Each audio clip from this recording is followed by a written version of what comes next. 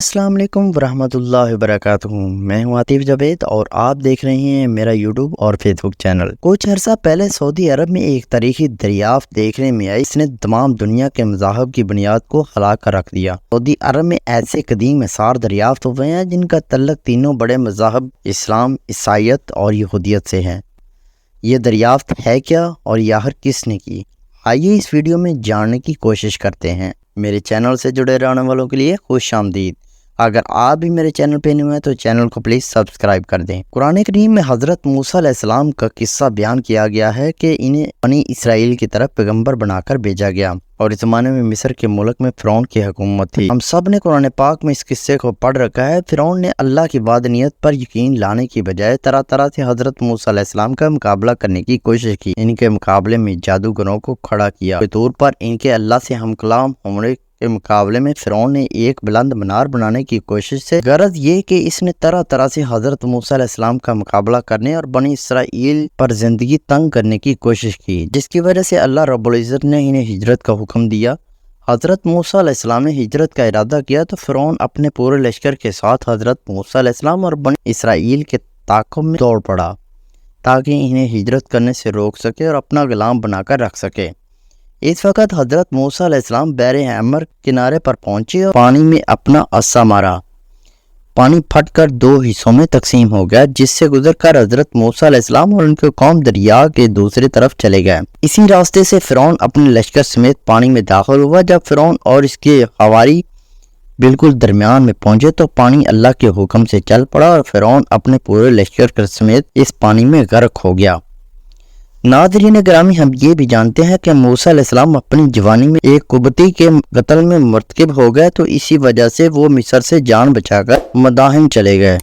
حالانکہ وہ فرعون کے منہ بولے بیٹے اور شاہی شہزادے تھے، مگر فرعون کافر ہونے کے باوجود انصاف اور عدل کا بے حد پکا تھا، اور اس سلسلے میں وہ کسی رشتہ داری کو بھی خطر میں نہ لاتا تھا۔ اسی لیے حضرت موسیٰ علیہ السلام اپنی جان بچانے کے لیے مصر سے مدائن چلے گئے۔ یہ سعودی عرب کا ایک قدیم علاقہ ہے جو سلسلہ جبل العاز واقع ہے۔ وہاں سے حضرت موسیٰ علیہ السلام کی ملاقات حضرت شعیب علیہ السلام سے ہوئی۔ حضرت شعیب علیہ السلام اللہ تعالیٰ کے پیغمبر تھے۔ حضرت شعیب علیہ السلام کی قوم پر ناپ تول میں کمی کی وجہ سے عذاب بھی آیا۔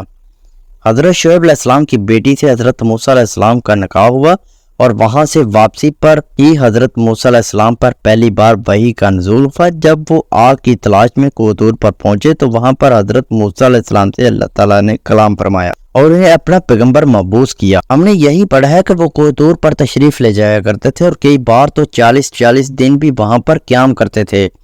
کوہ پر ایک غار بھی موجود ہے۔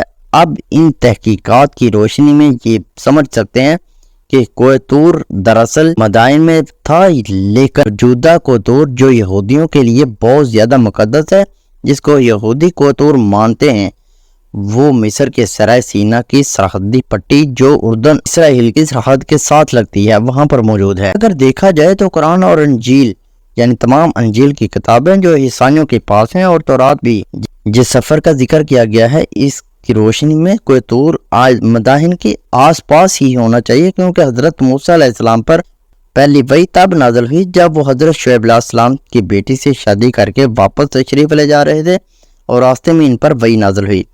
اسی بات کو بنیاد بنا کر چند ماہرین ارضیات نے یہ تحقیق کرنے کی ٹھان لی کہ آیا اصل کوہ طور سرائے سینا والا ہے یا مدائن میں موجود ہے، اور اگر مدائن میں موجود ہے تو ان میں سے کون سا پہاڑ ہے جو کوہ طور ہو سکتا ہے۔ اس بارے میں ایک روایت بھی ہے کہ جب موسیٰ علیہ السلام فرعون کی حکومت سے ہجرت کر کے سمندر کو پار کر کے دوبارہ مدائن میں پہنچے تو یہاں پر حضرت موسیٰ علیہ السلام کی قوم نے ایک میدان میں قیام فرمایا۔ وہاں سے حضرت موسیٰ علیہ السلام کوہ طور پر تشریف لے جاتے تھے۔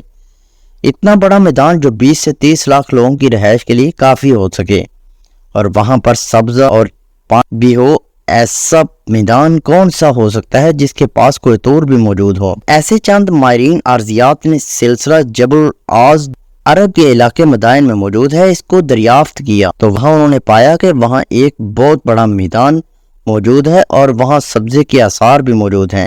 حضرت موسیٰ علیہ السلام کا یہ واقعہ جتنا پرانا ہے اور سائنسی تحقیق کے مطابق اتنا ہی پرانا علاقہ عرب کا موجودہ علاقہ تھا، جو بڑا سرسبز شاداب دریاؤں، ندی نالوں اور چشموں کا حامل تھا۔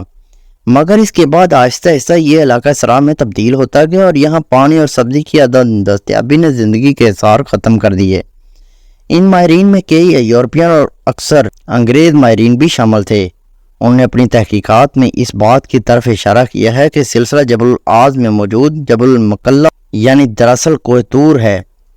یہاں پر موسیٰ علیہ السلام رب العزت سے ہم کلام ہوتے تھے۔ یہی نہیں بلکہ اسی پہاڑ میں غار بھی دریافت ہوا ہے جس میں بڑے آرام سے کوئی انسان رہ سکتا ہے اور انتظار کر سکتا ہے۔ جیسا کہ روایات میں ذکر کیا گیا ہے کہ حضرت موسیٰ علیہ السلام وحی کے انتظار میں اسی غار میں مقیم ہوا کرتے تھے، مگر چونکہ ماہرین میں بہت سارے ایسے لوگ بھی شامل تھے جو شروع ہی سے نہ تو عیسائی تھے، نہ ہی یہودی اور نہ ہی مسلمان، وہ خدا وجود پر یقین نہیں رکھتے تھے۔ انہوں نے صرف ان مذہبی کتابوں میں موجود اشاروں کی مدد سے یہ تحقیقات کیے، اسی لیے عیسائیت اور یہودی دونوں مذاہب کے بڑے بڑے پیشواؤں نے ان تحقیقات کو درست تسلیم کرنے سے انکار کر دیا۔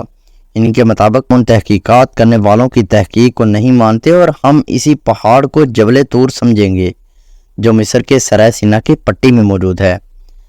ناظرین گرامی، بڑا سبب یہ بھی ہے کہ اس پہاڑ کی یہ دریافت قرآن کریم کی صداقت پر مہر بھی ثبت کرتی ہے، کیونکہ یہ تحقیقات دراصل بہت پہلے تقریباً 1400 سال پہلے قرآن کریم میں تفصیل سے بیان کر دی گئی ہے کہ حضرت موسیٰ علیہ السلام کیسے سمندر کو پار کیا اور کیسے ان پر وحی کا نزول ہوا اور کیسے بنی اسرائیل نے ان کے ساتھ سلوک کیا۔ تو یہ بھی ایک بڑی وجہ ہے کہ جس کی وجہ سے یہودی پیشوا اس تحقیق کو ماننے سے انکاری ہیں۔ یہی وہ تحقیق ہے جس کی وجہ سے ان مذاہب کا وجود اور مذہبی شناخت اور مقدس علامات کے خطرے میں پڑ گئی ہیں۔ آنے والا وقت ہی اس بات کا فیصلہ کرے گا کہ آیا عام آدمی ان تحقیقات کو درست مانتا ہے یا نہیں، اور یہ تحقیقات تقریباً 100 سال سے ہو رہی ہیں، لیکن اہم قدم جو اٹھایا گیا ہے وہ 2021 میں اٹھایا گیا، جس کو ابھی حال ہی میں عوام کے سامنے لایا گیا ہے، اور اس پہ دونوں مذاہب یعنی عیسائیت اور یہودیت کی طرف سے بڑا سخت رد عمل آیا اور انہوں نے ان تحقیقات کو ماننے سے انکار کر دیا۔ اب یہ وقت بتائے گا ان تحقیقات کا نتیجہ آخر کیا نکلتا ہے اور عام عوام ان تحقیقات کو تسلیم بھی کرتی ہے یا نہیں۔ ویڈیو اگر اچھی لگی ہے تو لائک کر دیجئے، چینل پہ نئے ہیں تو چینل کو پلیز سبسکرائب کر دیجئے۔ ملتے ہیں کسی نیکسٹ ویڈیو میں، تب تک کے لیے اللہ حافظ۔ پاکستان زندہ باد۔